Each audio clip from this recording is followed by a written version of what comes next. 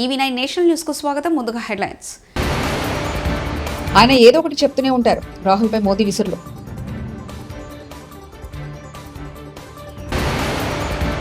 తప్పుడు సాక్షులతో కేసులు, బాబు పాలనంతా అన్యాయమే, వైఎస్ జగన్. కాంగ్రెస్ నాయకులు బీసీలను మోసం దగా చేసి ధర్నా చేస్తున్నారు. కేటీఆర్.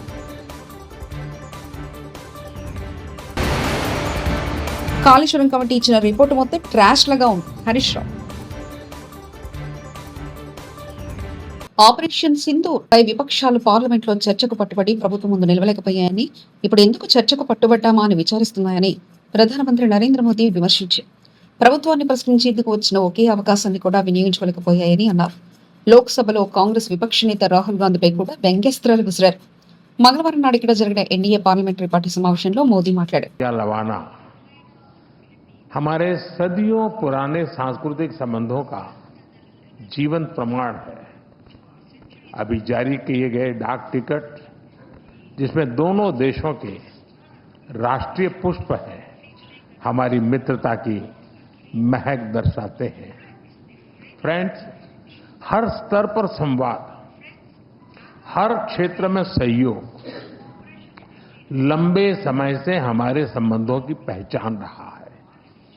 आज मैंने और राष्ट्रपति जी ने आपसी सहयोग, क्षेत्रीय मुद्दों और अंतर्राष्ट्रीय परिस्थितियों पर विस्तार से बातचीत की। ये प्रसन्नता का विषय है कि आज हमने अपने संबंधों को स्ट्रैटेजिक पार्टनरशिप का दर्जा देने का निर्णय लिया है। इस पार्टनरशिप के पोटेंशियल को परिणामों में परिवर्तित करने के लिए एक व्यापक एक्शन प्लान भी बनाया गया है। हमारा बायलैटरल ट्रेड निरंतर बढ़ रहा है और $3 बिलियन का आंकड़ा पार कर चुका है। इसे और मजबूत करने के लिए India ASEAN free trade agreement के रिव्यू को जल्द से जल्द पूरा करना हमारी प्राथमिकता है। साथ ही हमने द्विपक्षीय प्रेफरेंशियल ट्रेड एग्रीमेंट की दिशा में काम करने का फैसला भी किया है। इंफॉर्मेशन एंड डिजिटल टेक्नोलॉजी, स्वास्थ्य, ऑटोमोबाइल्स, इंफ्रास्ट्रक्चर, मिनरल्स, हर सेक्टर में हमारी कंपनियां सक्रिय रूप से काम कर रही हैं।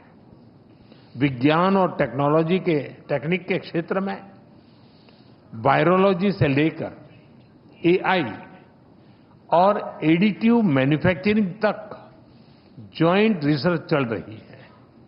आज संपन्न हुए science and technology cooperation plan से इसमें और गति आएगी।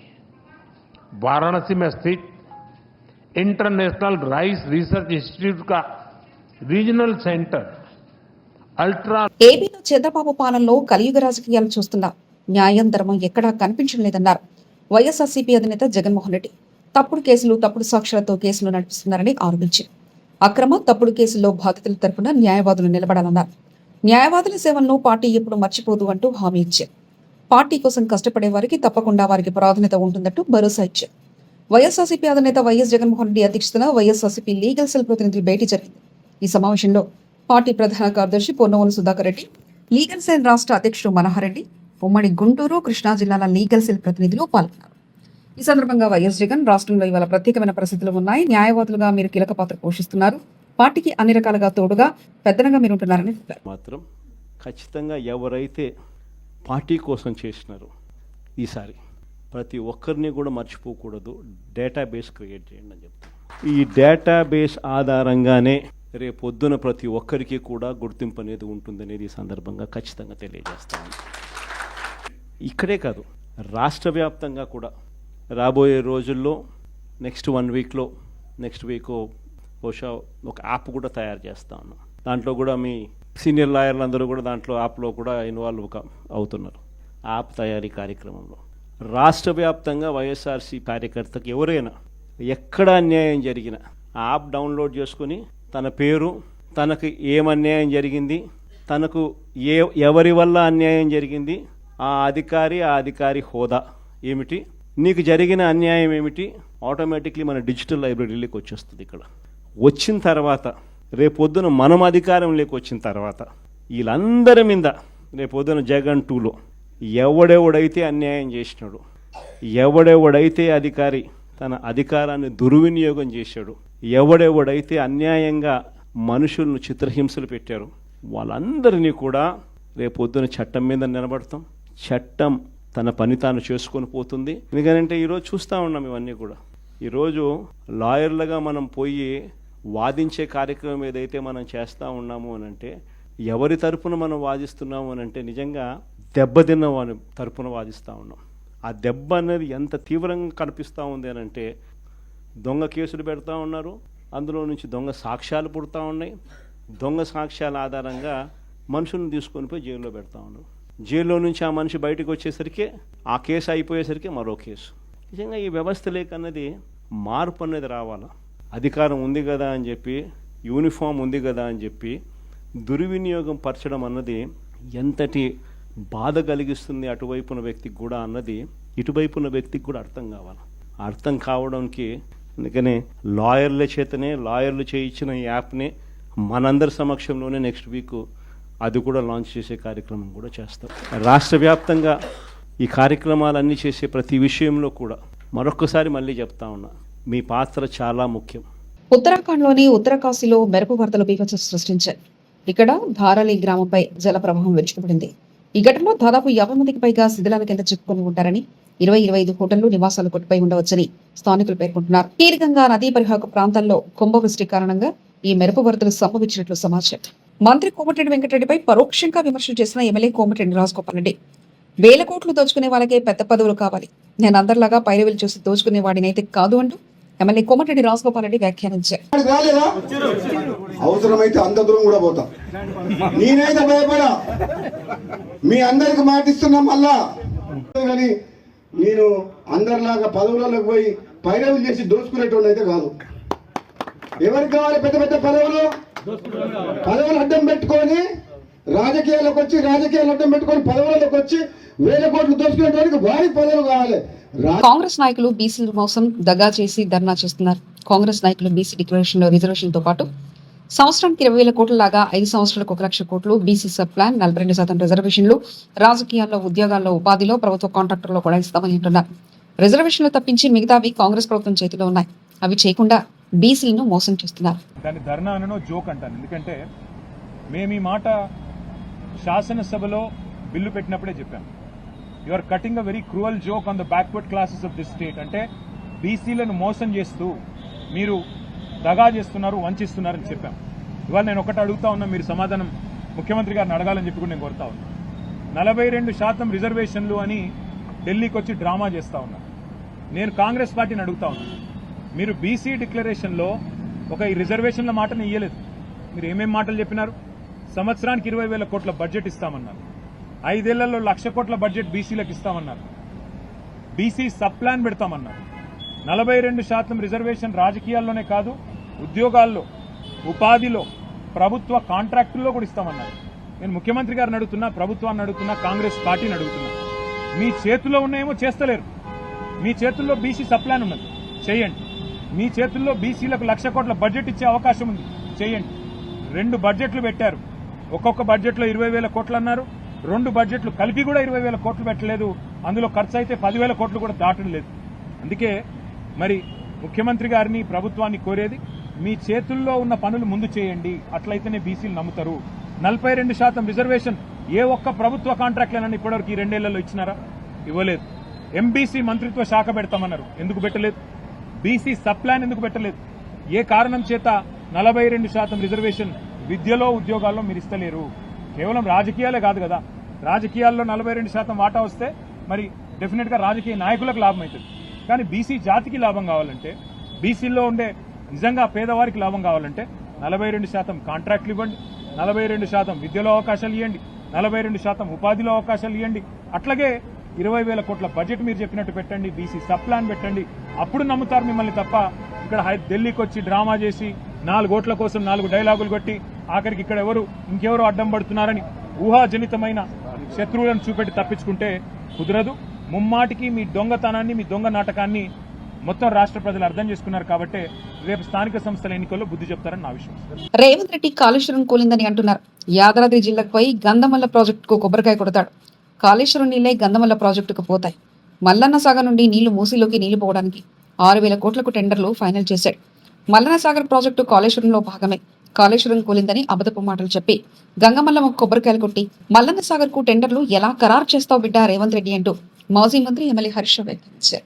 లేలే మేము ఆల్రెడీ 152 మీటర్లకు అగ్రిమెంట్ చేసినాం, నువ్వు ఎట్ట తగ్గించినవు అన్నాడు.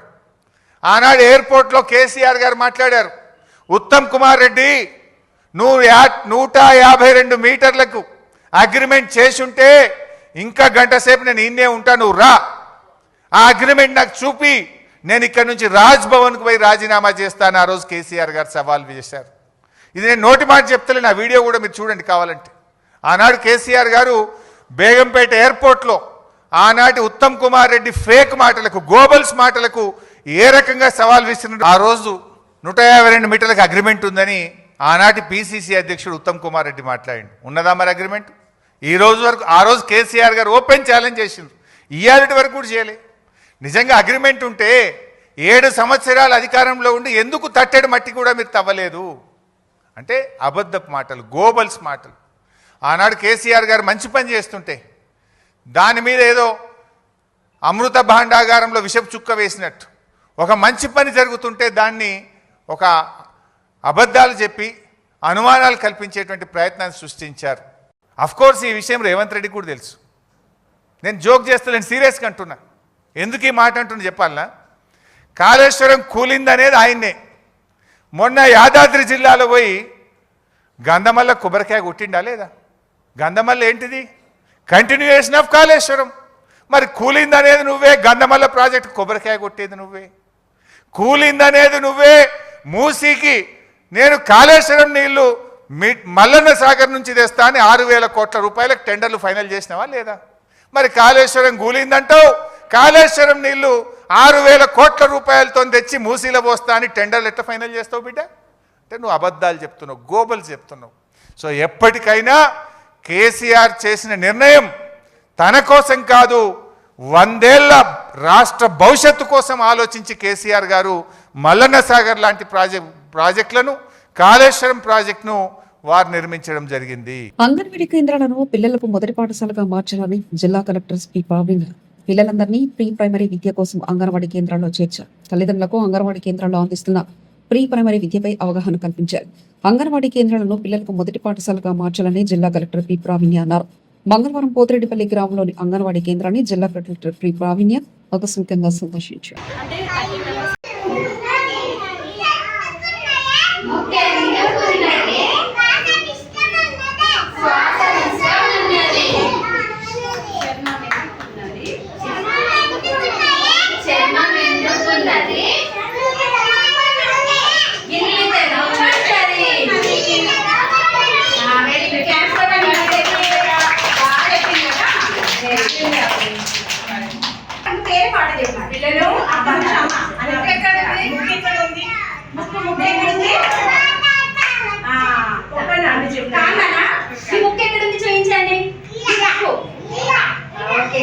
మరి చెవులు ఎక్కడున్నాయి? చెవులు ఉన్నాయి కదా. కళ్ళు ఎక్కడున్నాయి? కళ్ళు ఇక్కడ ఉన్నాయా? చేతులు ఉన్నాయా మీకు? మరి ఏం చేస్తాం చేతులతో?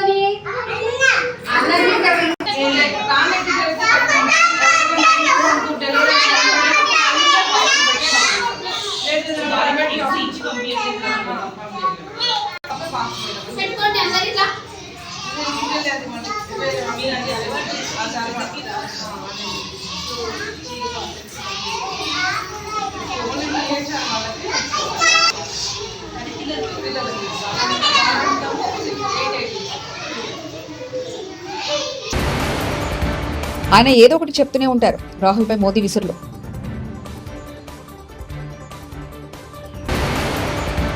తప్పుడు సాక్షులతో కేసులు, బాబు పాలనంతా అన్యాయమే, వైఎస్ జగన్.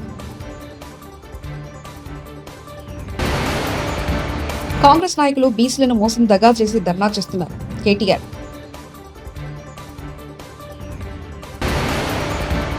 కాళేశ్వరం కమిటీ ఇచ్చిన రిపోర్టు మొత్తం ట్రాష్ లాగా ఉంది. హరీష్ రావు. ఇవి బులెటిన్ విశేషాలు. చూస్తూనే ఉండండి EV9 నేషనల్ న్యూస్.